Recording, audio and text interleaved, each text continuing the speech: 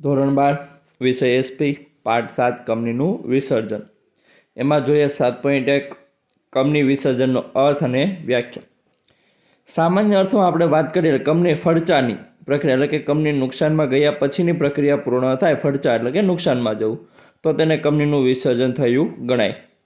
વિસર્જન એટલે કંપનીના કાનૂની વ્યક્તિત્વનો અંત લાવવો. એટલે કે કાનૂની કંપની એક જે છે એ આપણને કહેવાય કાયદા દ્વારા અસ્તિત્વમાં આવેલ એક વ્યક્તિ છે. તો એ જે છે કાયદા એટલે કે કાનૂની પ્રક્રિયા, કાનૂની જે વ્યક્તિ ઊભો થાય તેનો અંત આવવો. કંપનીનું સર્જન અને વિસર્જન કાયદા કાર્યવાહી મુજબ જ થાય. એટલે કંપની શરૂઆત પણ કાયદા દ્વારા થાય અને કંપનીનો અંત પણ કાયદા દ્વારા જ આવશે, કાયદાકીય રીતે જ આવશે, કાયદાકીય કાર્યવાહી મુજબ જ થશે. કંપની ફડચામાં હોય ત્યારે તેનું કાયદાકીય અસ્તિત્વ ચાલુ રહે છે. ફડચામાં હોય એટલે કે નુકસાન ભલે કરતી હોય પણ એ કાયદાકીય રીતે કંપની શરૂ ગણાય છે. લિક્વિડેટર કંપનીની મિલકતોનું વેચાણ અને લેણાની વસૂલાત કરીને કંપનીના દેવાની ચૂકવણી કરતાં જો રકમ વધે તો કંપની નિયમન પત્રમાં જણાવેલા સભ્યોને હક પ્રમાણે રકમ વહેંચે છે. લિક્વિડેટર કંપનીની એટલે કે મિલકતોનું એટલે કે એવી કંપની કે જેની મિલકતો ગીરવે મૂકેલી હોય અથવા તો મિલકત ઉપર બોજો ઊભો કરેલો હોય, એવી કોઈ પણ મિલકત હોય એની સિવાયની મિલકતનું વેચાણ કરવામાં આવે, મિલકત વેચી દેવામાં આવે, જેના પૈસા હોય એને આપી દેવામાં આવે, પછી જો રકમ વધતી હોય તો એ જે વ્યક્તિને નક્કી કરેલા હોય એ પ્રમાણે કંપનીની અંદર વહેંચણી કરવામાં આવે છે. વ્યાખ્યા. પ્રોફેસર LCB ગોવરના જણાવ્યા મુજબ કંપની ફડચામાં લઈ જવી એ એક પ્રક્રિયા છે. એટલે કે કંપનીને નુકસાનમાં લઈ જવી એટલે કે નુકસાન પછીની આખી પ્રક્રિયા જે પૂર્ણ કરવી એ પણ એક પ્રક્રિયા ગણાય છે, જે દ્વારા તેને અસ્તિત્વનો અંત લાવવામાં આવે છે. એટલે કે ફડચાની પ્રક્રિયા દ્વારા કંપનીનો અંત લાવી શકાય છે અને તેની મિલકતોનો વહીવટ કંપનીના લેણદારો અને સભ્યોના હિત માટે કરાય. કંપનીની જે મિલકત વધી હોય એ કંપની પાસેથી જેને પૈસા લેવાના હોય તેના અને કંપનીના સભ્યો વચ્ચેના હિત એટલે કે એના યોગ્ય વપરાશ માટે એના ઉપયોગ થાય એવો માટે વપરાશ કરવામાં આવે છે. આમ કંપનીને ફડચામાં લઈ જવી એક પ્રક્રિયા છે જેના દ્વારા તેના કાયદાકીય વ્યક્તિત્વનો અંત આવે, એટલે કે કાયદાકીય રીતે એનો અંત આવે છે. કંપનીનું વિસર્જન અગાઉની પ્રક્રિયા એટલે કે કંપનીને ફડચામાં લઈ જવાની પ્રક્રિયા છે.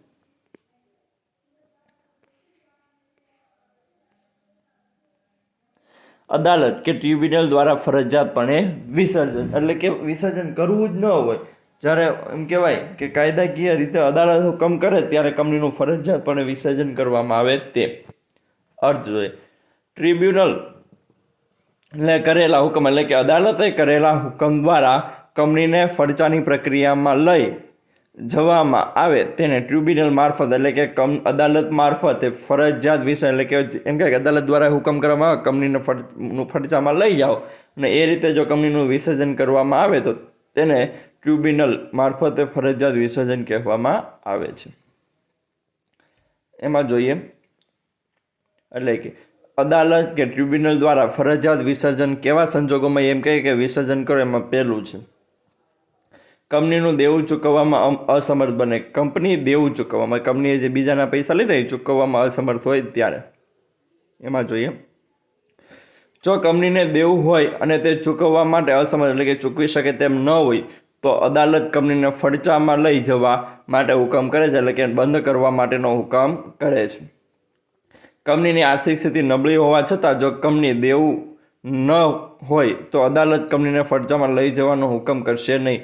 ભલે કંપની એમ કહે કે નફો ઓછો કરે, નુકસાનમાં જાય, બધી વાંચો, પણ કંપનીમાં કોઈના પૈસા ન હોય એટલે કે કંપનીએ કોઈને રૂપિયા દેવાના ન હોય, કોઈના એટલે કે વ્યાજે લીધેલા કે એવા કંઈ પણ ન હોય તો અદાલત ક્યારેય તેને હુકમ કરતી નથી કે તમે કંપનીને બંધ કરો અથવા તો ફડચામાં લઈ જાઓ. કંપની તેનું દેવું ચૂકવવા અસમર્થ હોય ત્યારે જ ફરજિયાત ફડચામાં લઈ જવાની પ્રક્રિયા લઈ જવાની અરજીઓ અદાલતમાં થાય છે. બીજું, ખાસ ઠરાવ દ્વારા કોઈ પણ કારણસર કંપની ખાસ ઠરાવ પસાર કરી નક્કી કરે કે અદાલત દ્વારા કંપનીને ફડચામાં લઈ જવી જોઈએ તો કંપનીને ફડચામાં લઈ જવી જોઈએ. કોઈ પણ કારણસર કંપની ખાસ ઠરાવ પસાર કરે એટલે કે કંપની દ્વારા અંદર કહેવાય કે શેર હોલ્ડરો દ્વારા એવો કહેવાય કે શું આપણે ઠરાવ પસાર કાયદો પસાર કરવામાં આવે કે અદાલત દ્વારા કંપનીને ફરજામાં લઈ જવી જોઈએ, એટલે કે એવું પસાર કરીને અદાલતમાં અરજી કરવામાં આવે તો અદાલત એને ફરજામાં લઈ જઈ શકાય છે. કંપનીના સભ્યો દ્વારા પણ સામાન્ય સભામાં ખાસ ઠરાવ પસાર કરીને કંપનીને ફરજામાં લઈ જશે, એટલે કે શેર હોલ્ડરના શેર સભ્યો હોય, શેર હોલ્ડરો જે હોય છે એ પણ સભાઓની અંદર કે કાયદો પસાર કરીને, એટલે કે ઠરાવ પસાર કરીને ખાસ ઠરાવ દ્વારા કંપનીના ફરજામાં લઈ જઈ શકે છે.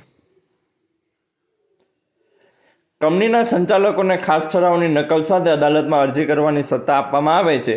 જો કે અદાલતને યોગ્ય લાગે તો જ કંપનીને ફરજામાં લઈ જવાનો હુકમ કરશે. આ શેર હોલ્ડરો અરજી કરે, ફરજામાં જે ઠરાવ પસાર કરી અને એની નકલ એક છે એ અદાલતમાં રજૂ કરે, પણ અદાલતને યોગ્ય લાગશે તો જ એને ફરજામાં લઈ જવાનો હુકમ કરશે. ત્રીજું, કંપનીની પ્રાથમિક સભા અને અહેવાલ. કંપની ધારાની જોગવાઈ અનુસાર કંપનીએ કાયદેસરની પ્રાથમિક સભા બોલાવવી ફરજિયાત છે, એટલે કે એક સામાન્ય સભા બોલાવવી પડે છે અને પ્રાથમિક અહેવાલ કંપની રજિસ્ટરને મોકલવો પડે. એનો જે અહેવાલ હોય એ કંપની રજિસ્ટરને મોકલવાનો. જો કંપની આ બાબતે કસૂર કરે, એટલે કે કોઈ ભૂલ કે કોઈ ચૂક કરે, તો કંપની રજિસ્ટ્રાર અથવા શેર હોલ્ડર અદાલતમાં અરજી કરે છે અને અરજી કરતા પહેલાં કંપની રજિસ્ટ્રારે કેન્દ્ર સરકારની મંજૂરી લેવી પડે છે. જો કહેવાય કંપની રજિસ્ટ્રાર દ્વારા અરજી, એટલે કે રજિસ્ટ્રાર દ્વારા આવી કોઈ અરજી કરવામાં આવે તો પહેલાં એને કેન્દ્ર સરકારની મંજૂરી લેવી પડે છે. જે તારીખ પ્રાથમિક સભા બોલાવી હોય તે અંતિમ તારીખ સુધી સભા ન બોલાવે, એટલે કે અંતિમ એટલે કે છેલ્લી તારીખ સુધી સભા ન બોલાવે તો સભાની તારીખથી 14 દિવસ બાદ કંપનીના શેર હોલ્ડરો અન્ય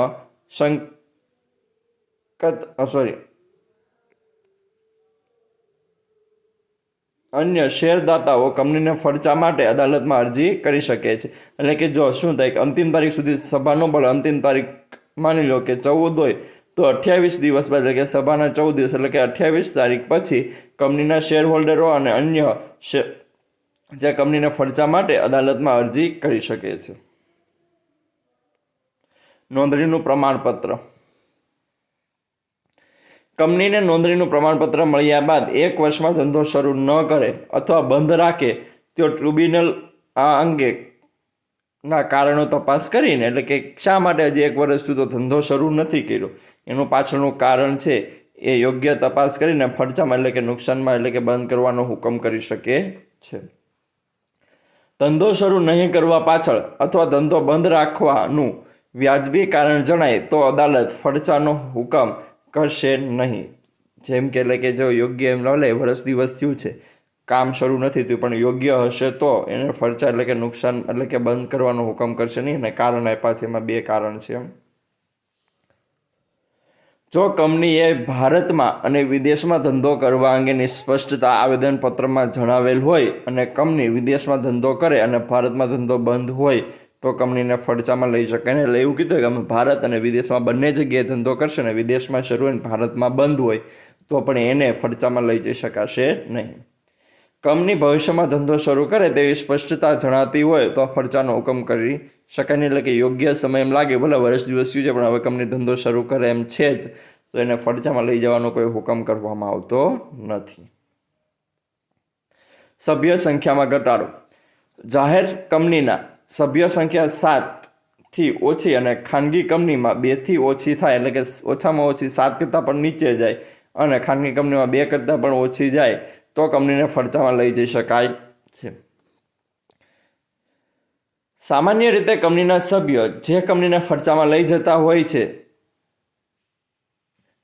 સભ્ય સંખ્યામાં ઘટાડો થયો હોવા છતાં જો કંપની 6 મહિના સુધી પોતાનો ધંધો ચાલુ રાખે તો તેની જાણ જે સભ્યોને હોય તેવા દરેક સભ્ય કંપનીના ભવિષ્યના તમામ દેવા માટે અંગત રીતે જવાબદાર ગણાશે. એટલે કે એવું બને કે સભ્ય ન હોય, ઓછા હોય, એટલે કે અને છતાં 6 મહિના સુધી પણ કામ રાખે અને જે સભ્યને આની માહિતી હોય એ વ્યક્તિએ, એટલે કે 5 ગણી લઈએ આપણે પહેલાં ઉદાહરણ, એટલે 7 સભ્યથી ઓછા, એટલે 6 સભ્ય છે, એમાંથી 5 સભ્યને ખબર છે ધંધો શરૂ છે, 1 સભ્ય નથી, 5 વ્યક્તિએ પોતે અંગત રીતે એ નાણાં, એટલે કે દેવાની ચૂકવણી કરવા માટે જવાબદાર બને છે. જે 1 સભ્ય છે એ જવાબદારી ચૂકવવા, એટલે કે જવાબદારી માટે બનતો નથી કે એને દેવું ચૂકવવું પડે.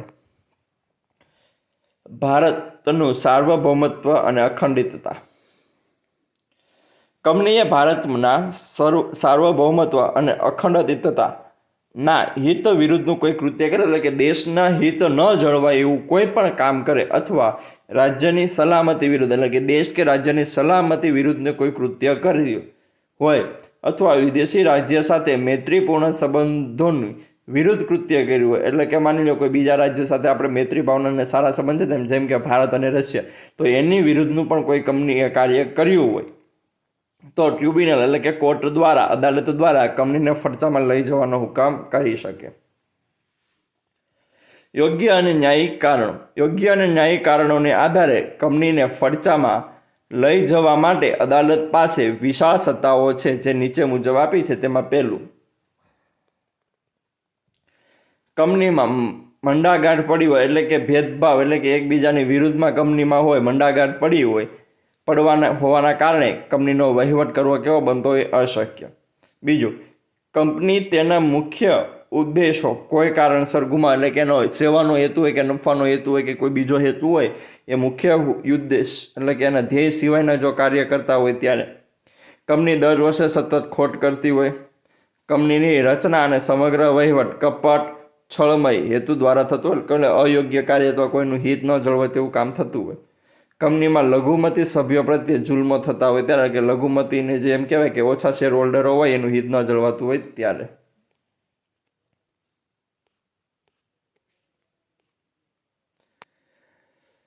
સભ્યો દ્વારા સ્વૈચ્છિક વિસર્જનનો અર્થ, ખાલી એનો અર્થ જ છે આમાં, કંપની સદ્ધર હોય અને સભ્ય સ્વેચ્છાપૂર્વક કંપનીના લેણદારોને જણાવ્યા સિવાય કંપનીને ફરજામાં લઈ જવાનો ઠરાવ કરે ત્યારે સભ્યો દ્વારા સ્વૈચ્છિક વિસર્જન કહેવાય છે. એટલે કે લેણદારોને જણાવે નહીં, કંપની આવક પણ કરતી હોય, સદ્ધર પણ હોય, આ બાબતે કંપનીના સંચાલકોએ સામાન્ય સભામાં સદ્ધરતાનું જાહેરનામું બનાવવું પડે છે. એટલે પેલા સદ્ધર છે એવું પણ એને સાબિત કરવું પડે છે.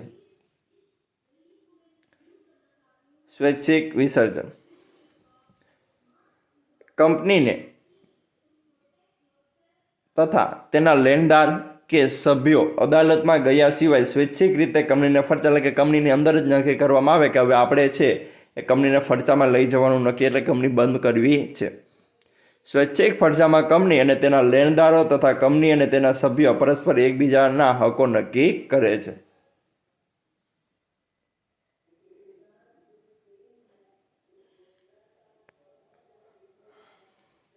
એમાં અર્થ જોઈએ, એટલે કે કંપની હોય, પેલા પોઈન્ટ સમજી લઈએ, કંપની હોય, એના શેર હોલ્ડરો હોય, એકબીજાના સભ્યો હોય, લેણદારો, બધા જ પોતાનો હક શું રહે છે, એટલે કે પોતાને કેવા કેવા લાભ મળશે એમાં નક્કી કરે છે.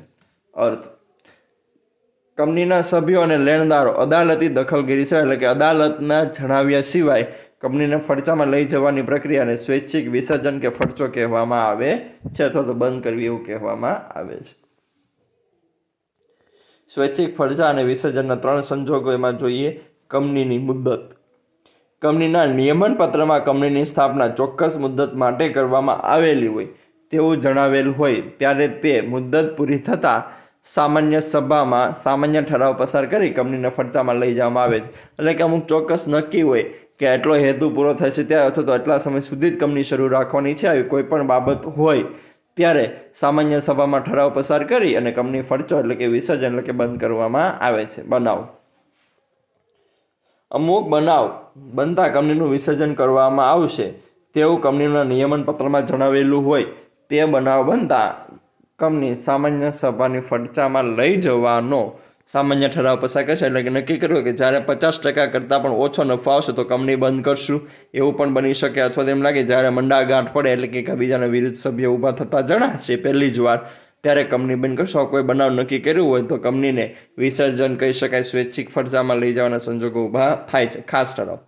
કંપનીની આર્થિક સ્થિતિ સદ્ધર હોય ને લેણદારો ને લેણા ચૂકવવા માટે સક્ષમ, એટલે કે પોતાને જેને પાસે પૈસા લીધા એને ચૂકવવા માટે સક્ષમ હોય તો પણ સામાન્ય સભામાં ખાસ ઠરાવ પસાર કરી કંપનીના ફરજામાં એટલે કે વિસર્જન એટલે કે બંધ કરવામાં આવે છે.